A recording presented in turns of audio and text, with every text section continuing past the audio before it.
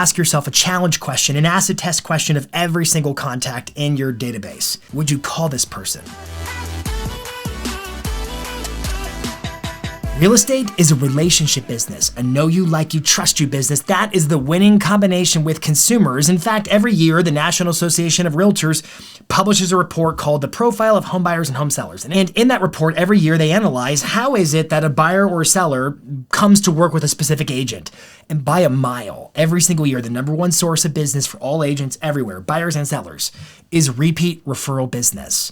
Now, repeat means they've worked with you before, and they're willing to do it again. So there's a level of proof already involved. Referral means they're so confident in your abilities, they're willing to recommend you to others they know. And that referral, I call it the referral coefficient, because you don't know how many people that could be.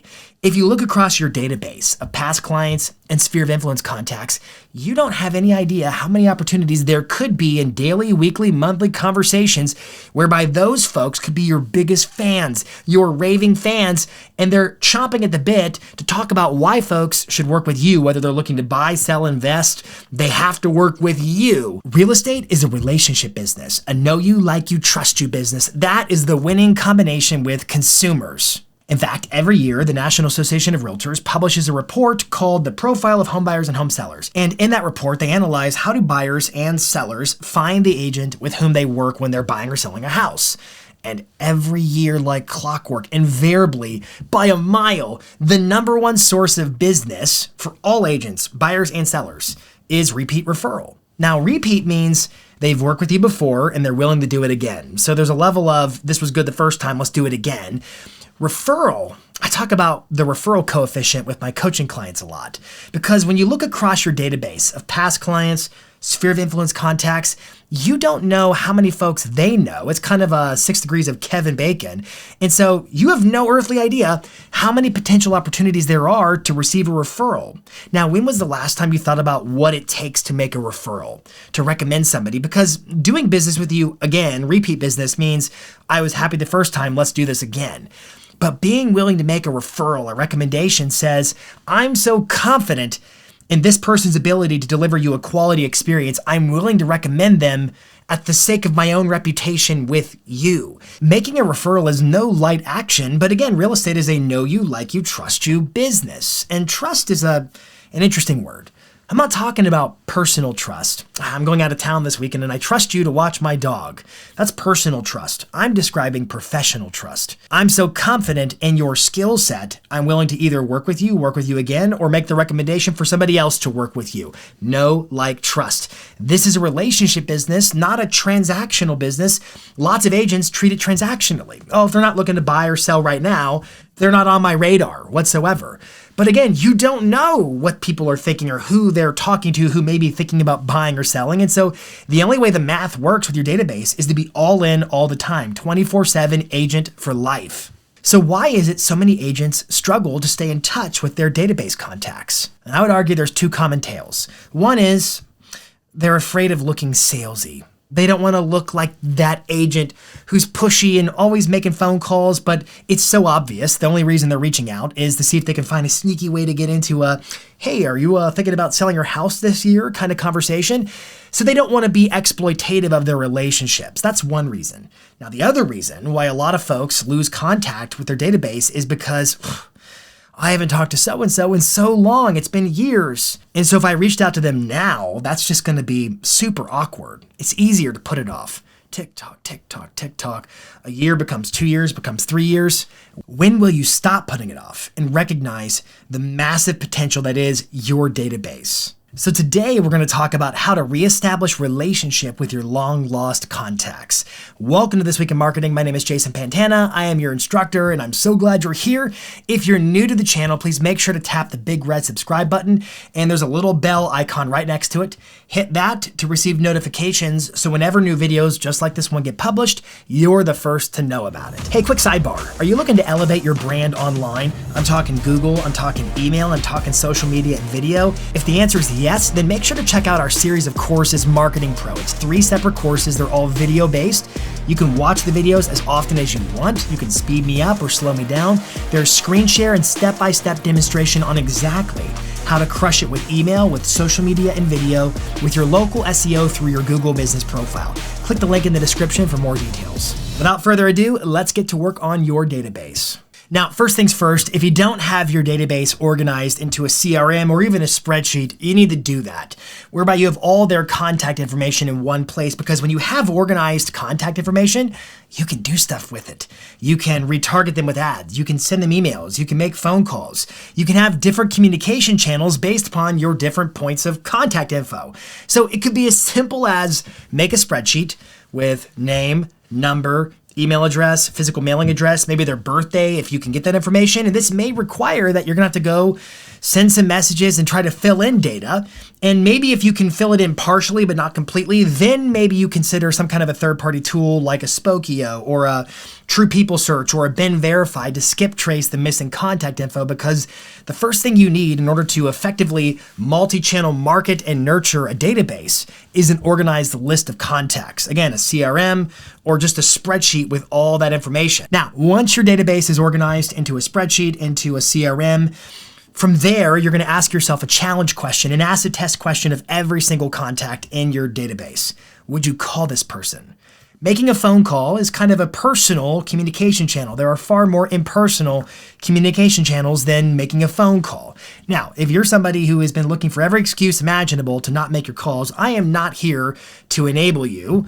I'm here to facilitate you getting on a path to making your phone calls. So if that's you, you know it, and I'm not here to enable not making calls. However, let us recognize that, making a phone call versus sending a postcard, there are far gap between impersonal and personal. So the goal of today's conversation is to establish a plan of action whereby you can take those long lost contacts, utilize more impersonal communication channels to go layer by layer through the levels of intimacy, outer circle to middle circle to inner circle, to move people back into a state of relationship so you can fully mine, fully leverage the potential of your database. Now, when it comes to working your database, the objective is to take the contacts with whom you're out of touch, the stranger danger contacts, and move them from out of touch to they're in your inner circle. Think of these as levels of intimacy that would define your relationship with your different past clients and your different sphere of influence contacts, because those relationships are not all the same. Not everybody is in your call confidence where you feel like you have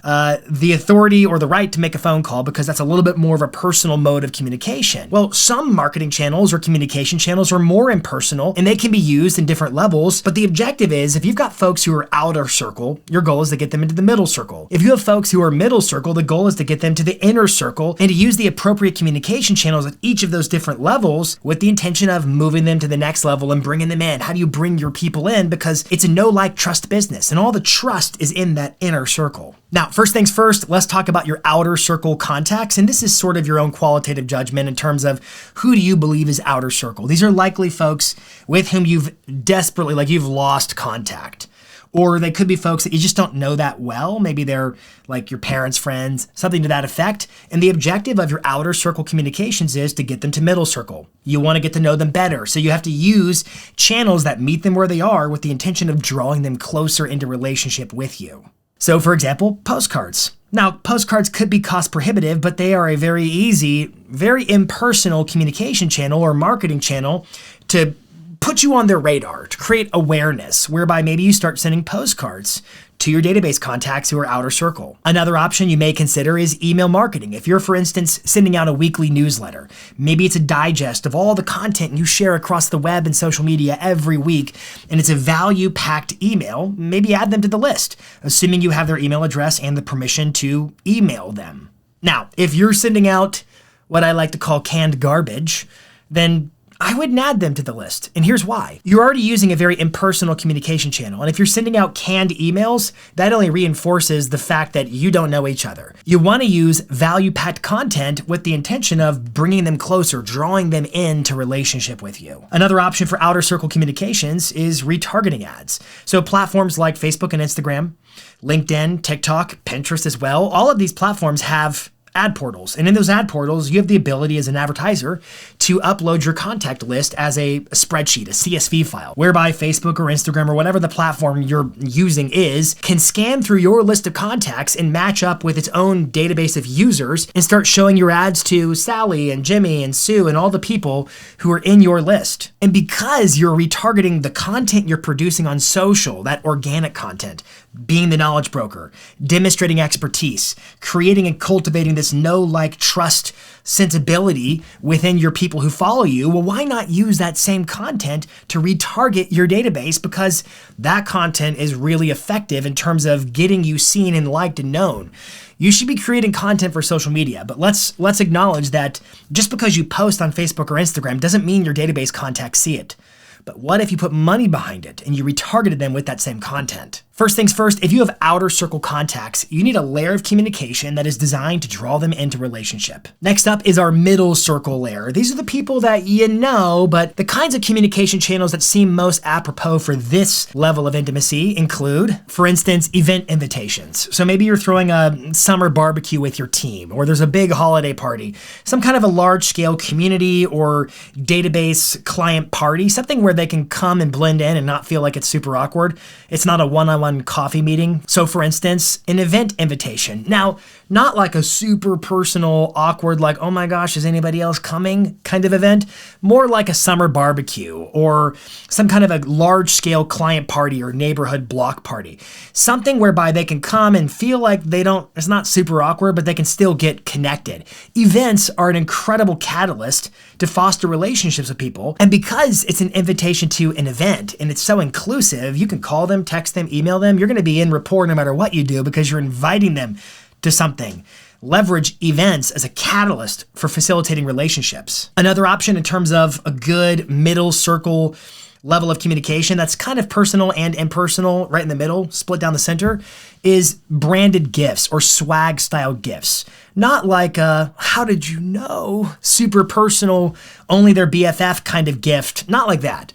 More of just a general, here, it's a coupon for a local coffee shop. It's a branded special Yeti mug, something like that can be used to draw people into relationship, but it's not like, you shouldn't have, wow, what's your name again? This is creepy. Not like that kind of a gift. Gifts can be an effective way to drive relationship with your middle circle contacts. Some of these have a lot of money attached. Some of these cost things to do, like postcards and so forth. Some of them, though, we haven't talked about yet, are actually free. So for example, commenting on social media. What would it look like if you organized a favorites list or something like that on Instagram or Facebook of all your past clients in Sphere, and you strategically went to comment on what they posted. When they published content on Facebook or Instagram, you commented and then they replied, and before you know it, you're in conversation. You can use commenting as a way to get in relationship, plus you're priming the algorithm to work to your benefit. And it's not just social media commenting, it's also your DMs. I would argue that DMing somebody might take a little bit more oomph than commenting on their post, but either way, leveraging a platform like Instagram or Facebook, comments and DMs to facilitate dialogue and get in conversation is absolutely setting you up to cross the chasm of middle contact to inner circle contact. And of course, I'd be remiss if I didn't talk about email, not mass email, but one-to-one email, like me sending you an email as a super effective communication channel for a middle circle contact, asking questions, getting a relationship, sending something useful over, something along those lines. You got to leverage email as well. Now, the last is the inner circle of contacts. This is the most desirous. I want everybody to be in your inner circle,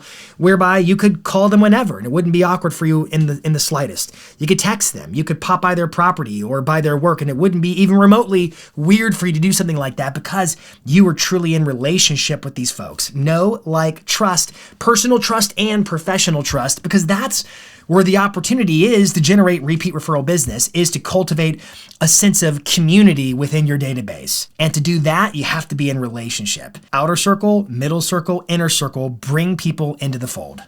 Now, the purpose of today's video is not to make you have to jump through a bunch of hoops of fires to make a phone call or send a text.